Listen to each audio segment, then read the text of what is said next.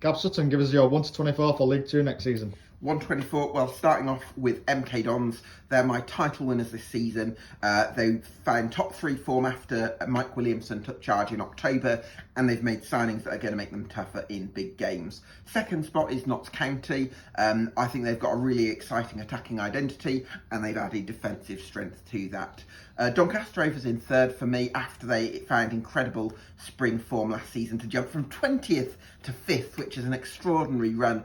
I think they're going to continue that into this campaign and finish in the top three if they can replace those key loanees. Gillingham for me in fourth. I think they've got a strong defence that Mark Bonner inherits, and they've added quality in attack, and I think that combination is going to put them in promotion contention.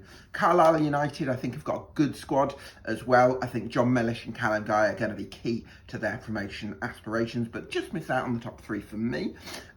Chesterfield, I think, come up with momentum. They've got a manager in Paul Cook with higher league pedigree, and they've made some good signings as well, so I think Chesterfield will be in the mix.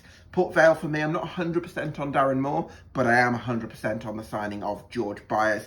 I think he's Cooper the window in midfield, and I think that'll help the Vale into the top seven.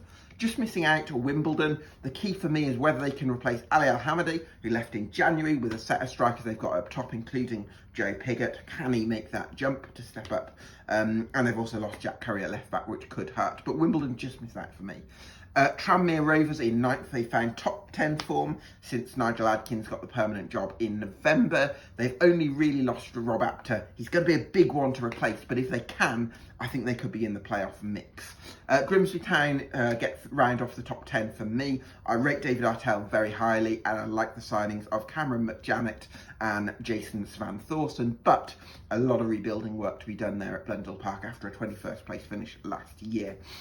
Fleetwood in 11th for me. I think we saw enough from Charlie Adam at the end of that relegation campaign to suggest he's going to oversee some progress. Likewise, Danny Cowley at Colchester United.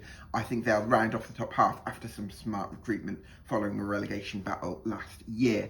Crewe Alexandra, playoff finalist last season, dropping to 13th for me. A bit of a jump. I'm not sure about their additions up top, but I think the losses of Elliot Nevitt, the striker, Luke Offord at the back, and Rio Adebisi, the left back, three big losses that are going to hurt the Alex. Walsall finished 14th.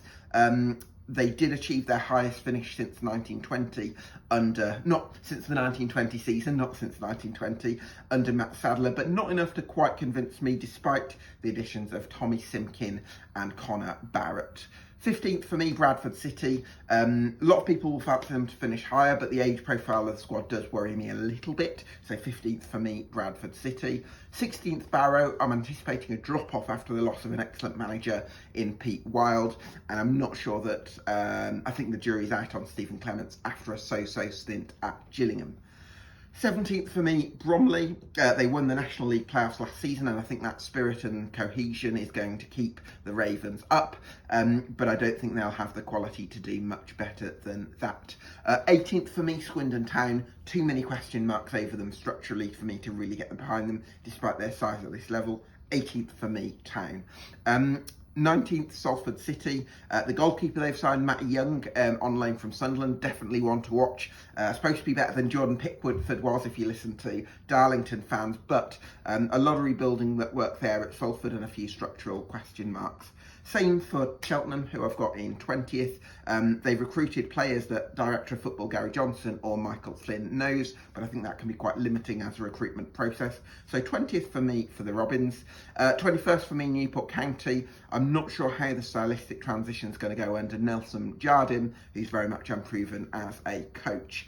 22nd for me is Morecambe. I don't rate the squad particularly highly, to say the least, but I do rate Derek Adams, and I think he'll keep the Shrimps up.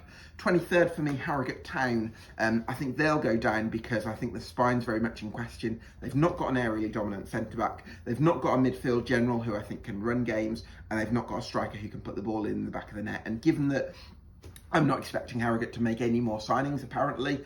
I think they could be bang in trouble, but so could Accrington Stanley after the acrimonious parting of company with legendary manager, John Coleman. I think that's going to affect the mood around that corner of East Lancashire.